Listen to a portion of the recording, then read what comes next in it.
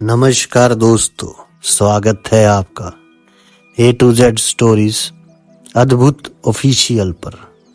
साधु संत फकीर गुरु रहबरों की सदा ही जय जयकार। बंधुओं, गोगा जाहर वीर पीर जी महाराज और रानी श्रीयल का विवाह हुआ। अब जो माता बाछल हैं और भुआ छबिलदे गोगा वीर जी महाराज से भी अधिक अपनी बहू श्रीयल को अपनी सगी बेटी के समान ही प्यार करती थी। और रानी श्रीयल सुंदरी भी अपने बड़ों की सेवा अपनी माता की शिक्षा अनुसार तन मन धन से रात दिन करती और सबके आशीर्वाद प्राप्त कर चैन की बंसी बजाती। परंतु रानी श्रीयल की मधुरता मौसी काछल, वो कपटिन काछल को एक पल सहन न होती थी। गोगा वीर जी महाराज की वीरता और श्रीयल के संग उनका ब्याह होने के कारण अर्जन सर्जन का चेहरा उतरा उतरा रहता था और हर समय लड़ने को आमादा रहा करते थे। परंतु गोगा वीर जी उन्हें अपने बड़े भाइयों जैसा प्यार करते थे, लेकिन वे लोग अपने कर्मों से बाज नहीं आते थे। गोगा वीर जी महाराज का राज्याभिषेक और श्रीयल सुंदरी का सौंदर्य देख उनके मन को शांति नहीं थी। अपने बेटों को उदास देखकर कपटिन काछल भी बड़ी बेचैन रहती। ना उसे खाना भाता, ना कपड़ा लत्ता। वे ये सोचती रहती कि गोगा से राजपाट छीनकर किस भांति अपने बेटे को राजा बनाऊं। परंतु वे वीरों का युग था, जिसकी लाठी थी उसी की भैंस। बलवान ही राजा बनते थे और कायर मिट जाते थे। सत्यवान ही राजा बनते थे। बलवान नरेश अपने कमजोर पड़ोसी को बर्बाद कर राज्य हथिया लिया करता था। थोड़ी थोड़ी दूर पर छोटे छोटे राज्य थे। बलवान लुटेरों के डर से सुख की नींद सोना हराम था। विदेशियों के भी हमले भारतवर्ष पर होने लगे थे, परंतु गोगा वीर जी महाराज के भय से ददरेवा की तरफ मुंह उठाकर भी देखने का साहस नहीं करता था कोई। पर अर्जन सर्जन के मारे नाक में दम था। जहां वे बैठते गोगा जी के बारे में जली कटी बातें करते। गोगा वीर जी महाराज उन्हें समझाया करते कि भैया, जमाना खराब है। हम लोग आपस में मेल मिलाप से रहकर ही दुश्मनों से लोहा ले सकते हैं, तभी गुलामी से बचकर स्वतंत्र रह सकते हैं। हमारे संगठन के कारण ही दुश्मन कुछ बिगाड़ नहीं पाते, परंतु बस उनकी समझ में एक भी बात नहीं बैठती थी। बल्कि वे यही सोचते इस बैरी गोगा वीर को किस प्रकार अपमानित करें। इधर माता बाछल रात दिन कहा करती, बेटा गोगा, अपने भाइयों से प्यार बढ़ाया करो, उन्हें स्वप्न में भी गैर ना समझना। मौसी के बेटे और तुम्हारे चाचा के बेटे, इनसे तुम्हारा दुगना नाता है। गोगा महाराज बोले, ठीक है माता, मैं तो इन्हें सगे भाइयों से ज्यादा प्यार करता हूं, परंतु ये मुझे दुश्मन की नजर से देखते हैं, मैं क्या करूं। मेरी बात उन्हें सुहाती ही नहीं, फिर भी मैं आपको शिकायत का मौका नहीं दूंगा। इतना सुन रानी बाछल बोली, बेटा, एक काम और बाकी है। तुम्हारे जन्म लेने से पहले महायोगी गुरु गोरखनाथ जी महाराज के टिल्ले पर पहुंचकर भंडारा करना बोला था।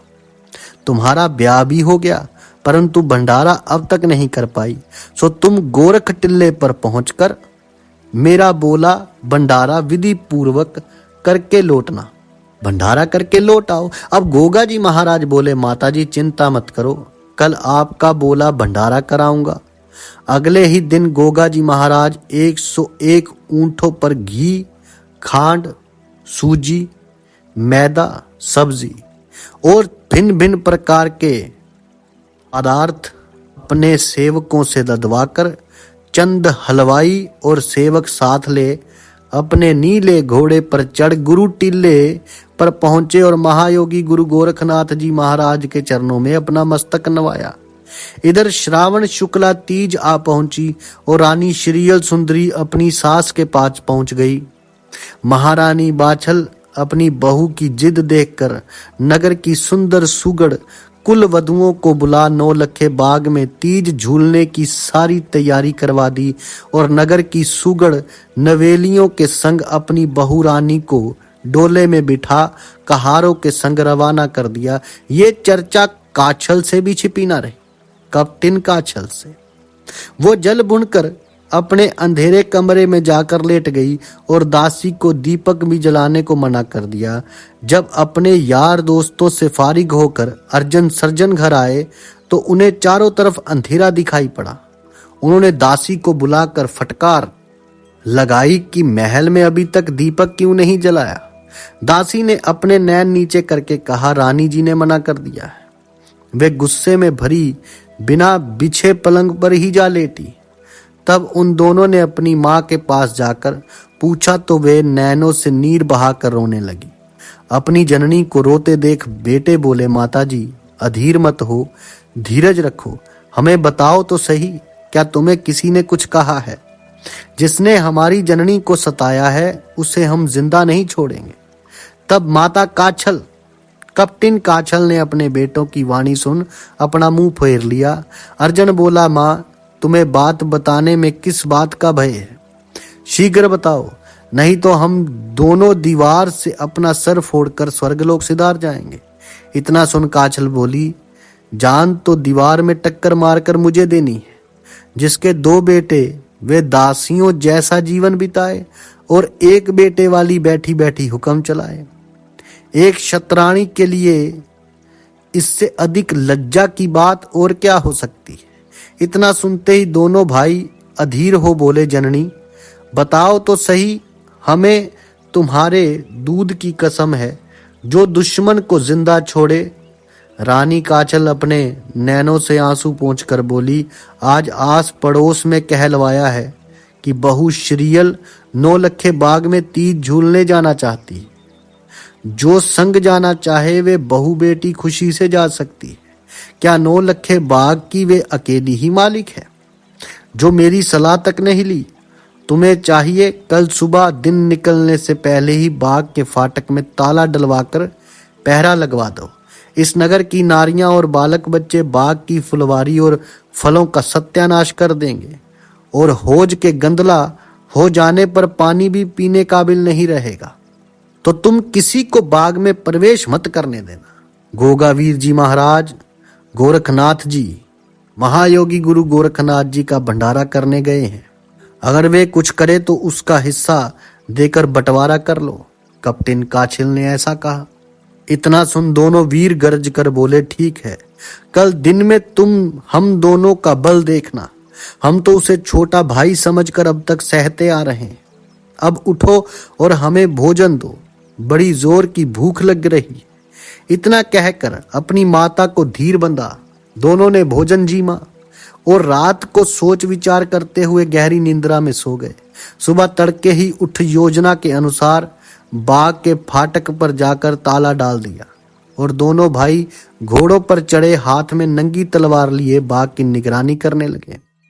जब रानी श्रीयल की सखियों के डोले फाटक पर पहुंचे तो वहां ताला लगा पाया और अपने दोनों जेठों को गुस्से में भरे देखा।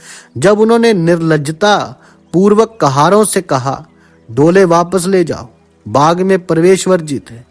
ये बाग अकेले गोगा का नहीं है, हम भी इसके मालिक हैं। अपने जेठों के मुख से अपनी सखियों के सामने अपमान का घूंट पीकर रानी श्रीयल बाग से बिना झूला झूले ही वापस चली आई और अपने जेठों की सारी बात अपनी सास को बताई। अब रानी श्रीयल ने आके रानी बाछल से सारी बात कह दी, अपमान भी झेला। लेकिन गोगावीर जी महाराज तो गुरु गोरखनाथ जी के टिल्ले पर गए हुए थे, वहां भंडारा हो रहा था। उधर क्या हो रहा था ये भी आपसे साझा करेंगे और रानी श्रीयल जब घर जाके सास से सब कुछ बताया तब क्या हुआ वो भी आपसे साझा करेंगे, लेकिन करेंगे अगली वीडियो में। तब तक के लिए आप सबका धन्यवाद। आप सबके भीतर बसे उस परमात्मा को मेरा प्रणाम। साधु संत फकीर गुरु रहबरों की सदा ही जय जयकार। अलख निरंजन।